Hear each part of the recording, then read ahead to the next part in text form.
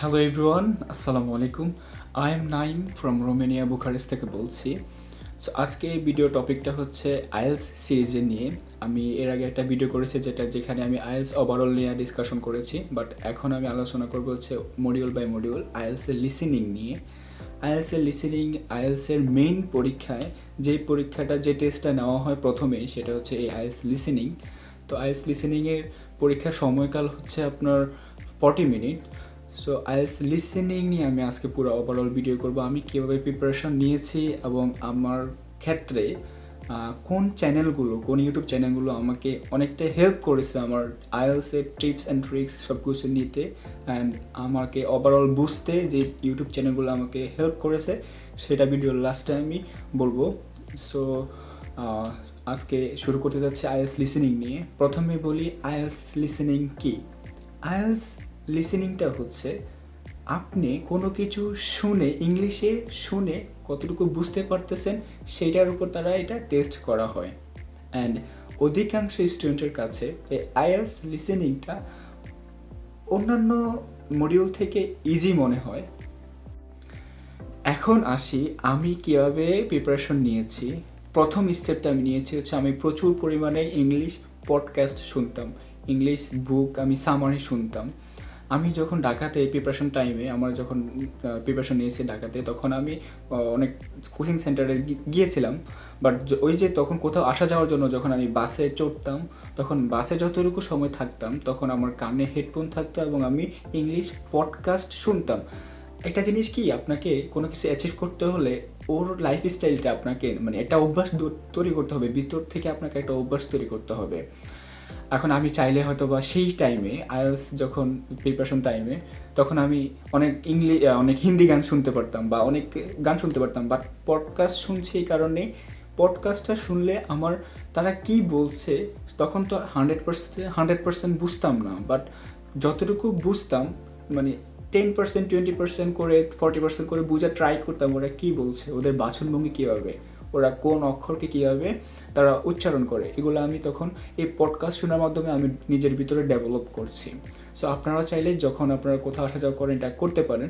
আপনার কানে হেডফোন দিয়ে আপনি একটা পডকাস্ট শুনলেন বা একটা ইংলিশের জার্নাল যেটা ইউটিউবে সার্চ দিলে বা অনেক মানুষের, অনেক বিখ্যাত ফেমাস মানুষের আপনার তাদের লাইফ স্টোরি আছে ইংলিশে, সেগুলো শুনতে পারেন। একটা নিজের ভিতরে একটা ইংলিশের অভ্যাস তৈরি করবে এই পডকাস্ট শোনার মাধ্যমে, যেটা আপনার পরবর্তীতে আইএলস লিসেনিংয়ের ক্ষেত্রে অনেকটাই হেল্প করে, যেটা আপনি আসলে কল্পনার বাহিরে। তো প্রথমে আমি নিজে যেটা ফলো করেছি সেটা হচ্ছে আমি অনেক পরিমাণে পডকাস্ট শুনেছি। অ্যান্ড সেকেন্ড স্টেপ হচ্ছে আমি আইএলসের লিসেনিংয়ের অনেকটা টাইপের অনেক প্যাটার্নের কোশ্চেন থাকে। তো আমি ওয়ান বাই ওয়ান পার্ট করে আমি এটাকে শেষ করেছি, বুঝে অ্যাকুরেসি আনা ট্রাই করছি। যেমন আপনি note completion, table completion, sentence completion, এই কোশ্চেনগুলো সেম টাইপের কোশ্চেন, ইউজুয়ালি এগুলো সেম টাইপের কোশ্চেন। তো প্রথমে আমি এগুলোর উপরে জোর দিছি। এগুলোর উপরে যখন আমি দেখতেছি যে 80% আমার হইতেছে বা 80% আয়ত্ত হয়েছে আমার, তখন আমি অন্যান্য প্যাটার্ন লাইক দ্যাট আপনার ম্যাচিংয়ের উপর জোর দিয়েছি। তো এইভাবে করে প্রত্যেকটা পার্টের সেকশনের এবং প্রত্যেকটা কোশ্চেন প্যাটার্নের ওয়ান বাই ওয়ান করে 80% অ্যাকুরেসি আনার ট্রাই করেছি, যেটা আপনারাও করতে পারেন। হজবরলভাবে সবগুলো একসাথে না করে কোর্সের প্যাটার্নগুলো বুঝে আপনি ইউটিউব চ্যানেল থেকে বিভিন্ন টিপস অ্যান্ড ট্রিক্স বা কোচিং সেন্টার থেকে যেখান থেকে আপনারা নিতে পারেন টিপস অ্যান্ড ট্রিক্স আয়ত্ত করে একটা নোট করবেন। নোট করার পরে তখন আপনি এটা অ্যাপ্লাই করবেন, সবগুলোতে না করে প্রথমে যেটা আমি বলছি one part by part, pattern by pattern করে শেষ করবেন। এতে করে আপনার সব কিছুর আন্ডারস্ট্যান্ডিংটা অনেক সহজ হবে বুঝতে। থার্ড স্টেপ আমি যেটা ফলো করছি সেটা হচ্ছে আইএলস লিসেনিংয়ের তো 4টা পার্ট 1 যেটাতে 10 মার্কস থাকে, 2তে 10 মার্কস থাকে, 3তে 10 মার্কস থাকে এবং 4-এ 10 মার্কস থাকে। এভাবে 40 মার্কসের উপর পরীক্ষা হয়।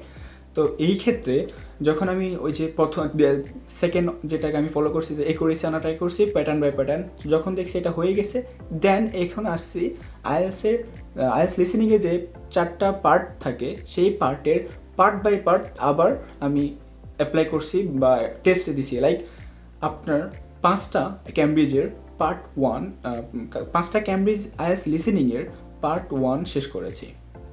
যখন দেখেছি পার্ট 1 10-এর ভিতরে আউট অফ 7-8 থাকতেছে, তখন আমি পার্ট 2 ধরেছি, আবার 4-5টা ক্যামব্রিজ বইয়ের পার্ট 2 অ্যান্সার করেছি বা বোঝা ট্রাই করছি।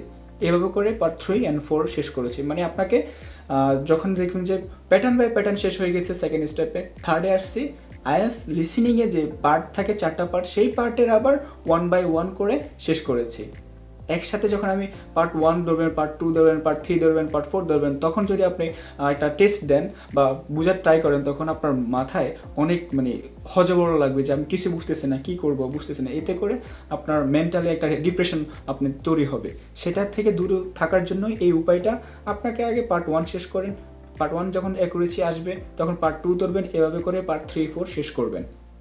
এখন আসি আমি 4 নম্বর পার্টে যেটা আমি করেছি, সেটা হচ্ছে আমি তো একটা আইএলটিএস ক্যামব্রিজের বইয়ের আমি একটা ফুল টেস্ট দিয়েছি।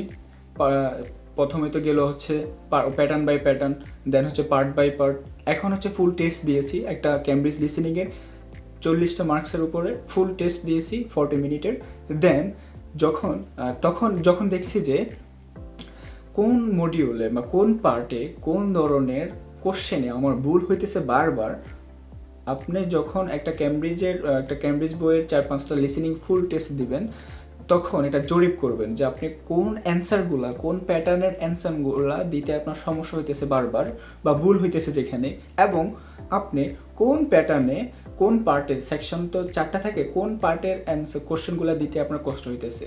তো এগুলো একটা পরিসংখ্যান করে দেন, যে উইক পয়েন্ট আছে ওই উইক পয়েন্টের উপরে আপনি এক্সট্রা অ্যাপোর্ট দেন।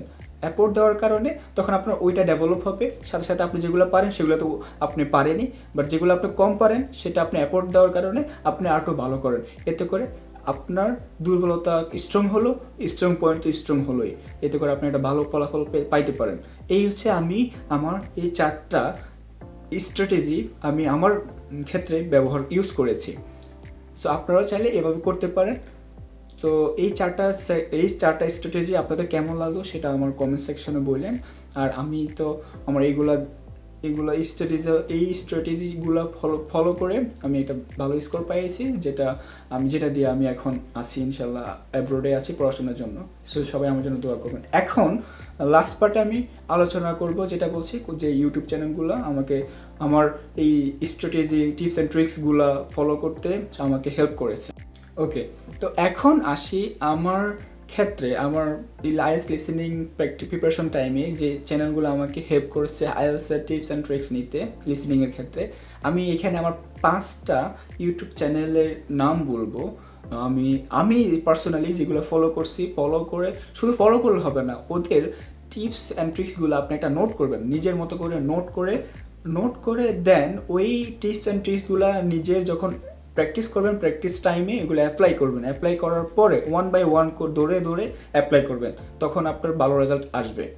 তো এখন ওইদিকে না গিয়ে আমি এখন বলি যে কোন 5টা চ্যানেল আমার প্রিপারেশন টাইমে আমাকে অনেকটাই হেল্প করেছে।